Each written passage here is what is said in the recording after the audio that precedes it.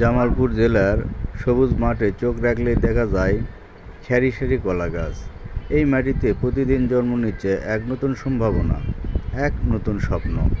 এখানকার কৃষকেরা এখন কলা চাষে পেয়েছেন নতুন দিক। আগে যেখানে ধান বা পাটি ছিল মুখ্য ফসল, এখন কলা চাষ তাদের আয়ের মূল উৎস হয়ে উঠেছে। আধুনিক পদ্ধতি আর পরিশ্রমে তারা গড়ে তুলেছেন সবুজের রাজ্য। প্রতিটি কলা গাছে যত্ন নিতে হয় ঠিক সন্তানের মতো। সময় মতো সার, পানি, পোকামাকড় দমন এসব ঠিকঠাক থাকলে ফলন হয় দারুণ, আর কলার আকারও হয় বাজার উপযোগী। চাষিরা বলছেন, 1 বিঘা জমিতে বছরে 2বার কলা চাষ করে ভালো লাভ পাওয়া যায়।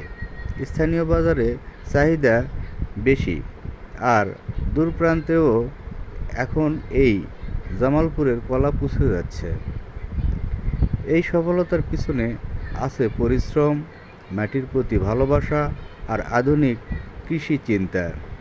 জামালপুরের এই কলা চাষ আজ শুধু এক কৃষকের গল্প নয়, এটা বাংলাদেশে কৃষির এক নতুন অধ্যায়। সরকারিভাবে তাদেরকে সার, বীজ এবং বিভিন্ন ধরনের সহায়তা কার্যক্রম চালু আছে, এবং কৃষকদের সঠিক প্রশিক্ষণেরও ব্যবস্থা রয়েছে। তাই আজ তরুণ যুবকেরাও কলা চাষে ঝুঁকছেন।